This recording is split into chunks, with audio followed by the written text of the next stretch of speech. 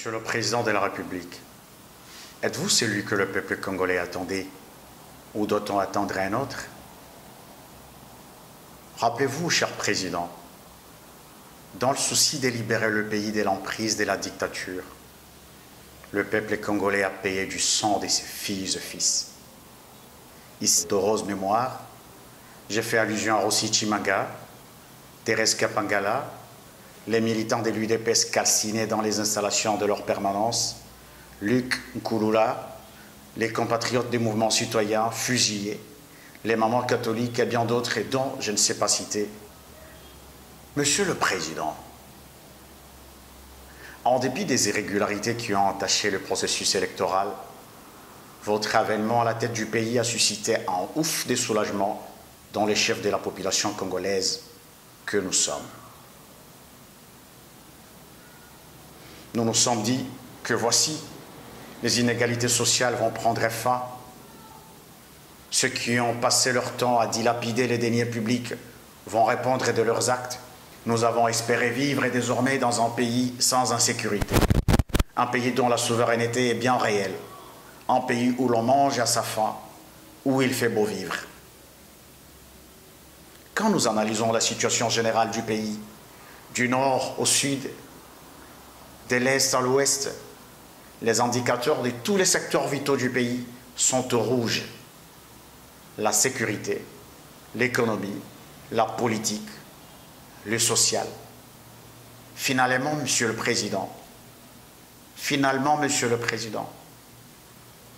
êtes-vous réellement celui que nous attendions ou doit-on attendre un autre? Voici bientôt près de 2 ans depuis votre accession au pouvoir. Les espoirs du peuple congolais s'effritent et le doute s'installe dans le chef de nous tous Congolais. Monsieur le Président, comment vous sentez-vous quand vous regardez les vidéos et les photos de vos compatriotes congolais de Béni, tués à coups de machette, molestés, des enfants égorgés? Avez-vous une conscience tranquille, Monsieur le Président? Il faut comprendre que le peuple a besoin des actions allant dans le sens de son mieux-être social. Peu importe les actions entreprises, grandes ou petites, si le peuple continue à vivre dans l'insécurité, la famine, sans accès aux soins de santé, sans l'eau potable, sans de quoi payer la scolarité des enfants, l'électricité, toutes ces actions sont vaines.